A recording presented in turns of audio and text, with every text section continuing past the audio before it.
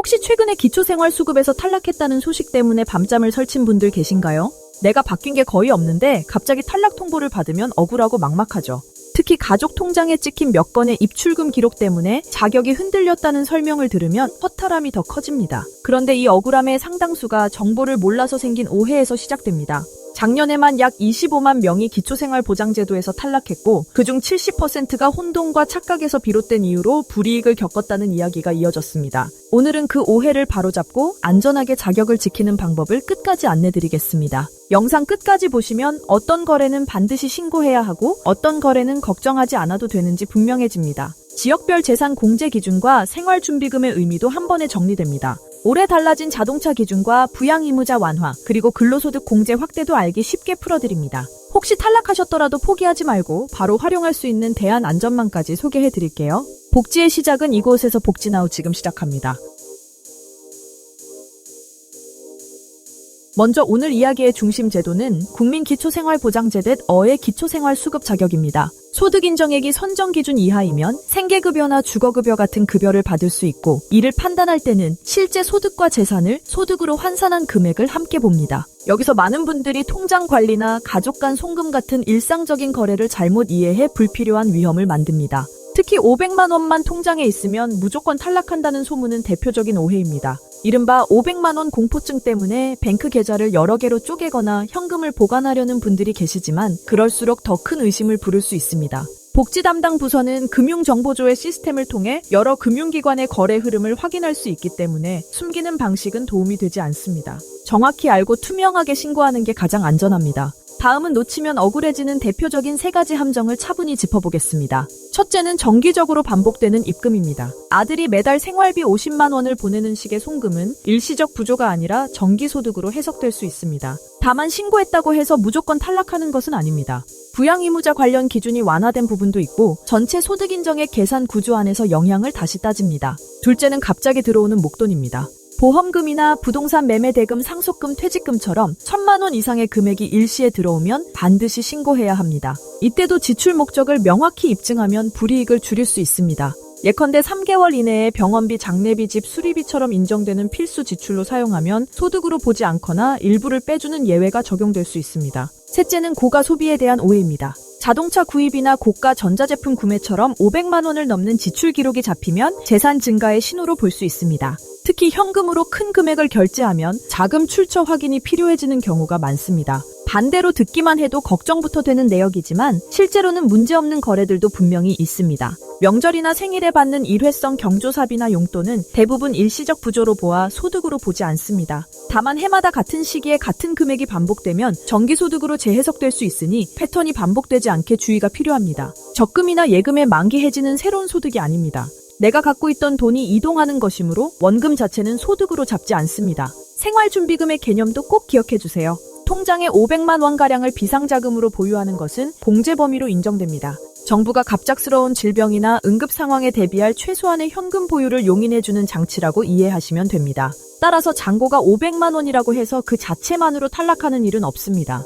이제 많은 분들이 가장 궁금해하시는 지역별 재산 공제 기준을 알기 쉽게 정리하겠습니다. 정부는 주거비용과 자산 수준이 지역마다 다른 점을 고려해 기본재산공제액을 지역별로 다르게 두고 있습니다. 서울은 기본재산공제 9,900만 원에 생활준비금 500만 원을 더해 총 1억 400만 원 수준을 기준선으로 봅니다. 경기도는 기본재산공제 8천만 원에 생활준비금 500만 원을 더해 8,500만 원 선으로 봅니다. 그 외 지역은 기본재산공제 5,300만 원에 생활준비금 500만 원을 더해 5,800만 원을 기준으로 판단합니다. 예시로 서울에 사시는 김 할머니가 전세보증금 5천만 원에 통장 잔고 4천만 원을 보유한 상황을 가정해 보겠습니다. 두 금액을 합치면 9천만 원인데 서울 기준 1억 400만 원보다 낮기 때문에 재산 측면에서 안전하다고 볼 수 있습니다. 반대로 지방에서 총 재산이 7천만 원인 분은 5,800만 원을 뺀 초과분 1,200만 원이 환산 대상이 됩니다. 여기에 연 4.17%를 적용하고 다시 12개월로 나누면 월 약 4,170원 정도가 소득으로 잡히는 흐름을 이해하시면 됩니다. 즉 초과액이 있더라도 환산 금액이 크지 않아 급여가 일부만 조정되는 경우가 많습니다.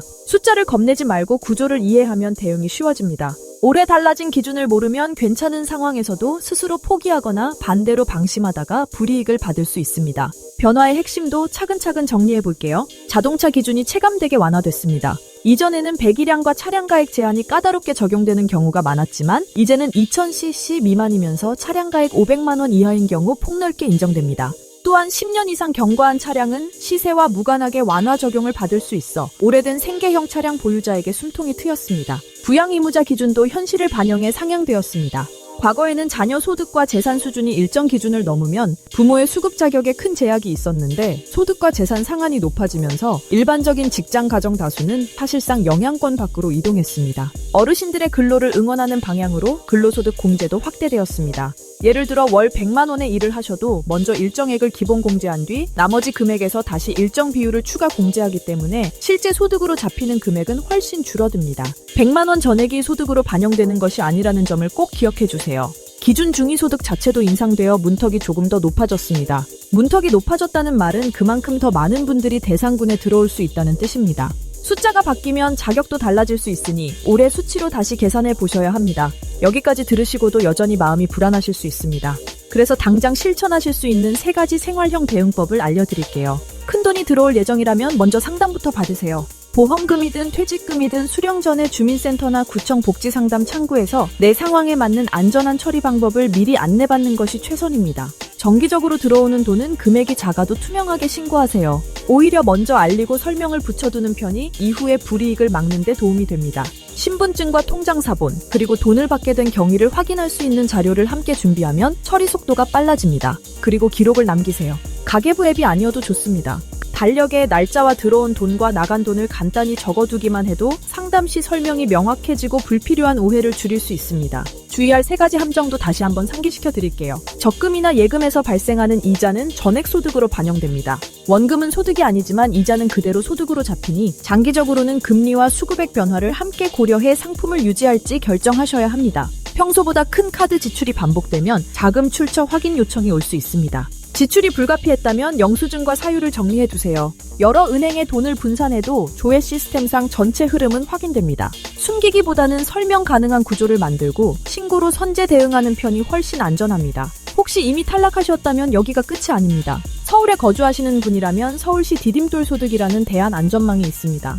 기초생활수급은 못 받아도 여전히 생활이 어려운 분들을 위해 서울시가 운영하는 제도입니다. 중위소득 85% 이하이면서 재산 3억 2,600만 원 이하라면 대상이 될 수 있습니다. 기준소득과 실제소득의 차이의 절반을 현금으로 지원하는 구조라 체감도가 높습니다. 소득이 전혀 없는 1인 가구의 경우 월 최대 95만 원까지도 가능하니 자격이 된다면 꼭 문의해보세요. 부양 의무자 기준이 없고 신청 절차도 비교적 단순하다는 장점이 있습니다. 이제 오늘 내용을 실제 생활에 적용하는 장면을 떠올려 볼까요? 어머니 통장에 명절 때만 모이는 용돈이 있다면 일시적 구조로 분류될 가능성이 높으니 걱정부터 하지 않으셔도 됩니다. 다만 해마다 같은 시기에 같은 금액이 반복되면 정기성으로 보일 수 있으니 패턴을 바꾸거나 설명 자료를 미리 준비하세요. 아버지 차량이 10년을 넘겼다면 차량가액이 다소 높아도 완화 기준으로 인정될 여지가 큽니다. 자녀가 매달 보내는 생활비가 있다면 금액과 횟수를 정확히 기록하고 투명하게 신고하세요. 보험금이 들어올 예정이라면 먼저 상담 창구에서 의료비나 장례비 같은 인정 지출과 처리 기한을 확인해보세요. 이 한 번의 준비가 자격을 지키는 결정적인 차이를 만듭니다. 복지제도는 숨겨진 정답이 있는 시험지가 아닙니다. 알려고 하면 알려주고 설명하면 반영해주는 살아있는 제도입니다. 혼자서 막막하면 놓치고 두려워서 피하면 억울해집니다. 복지나우가 늘 여러분 곁에서 길잡이가 되겠습니다. 내 부모님의 통장, 내 생활의 흐름, 내 가족의 치료 내역을 오늘 영상으로 다시 보는 것만으로도 절반은 성공입니다. 이제 남은 절반은 신고와 상담 그리고 기록입니다.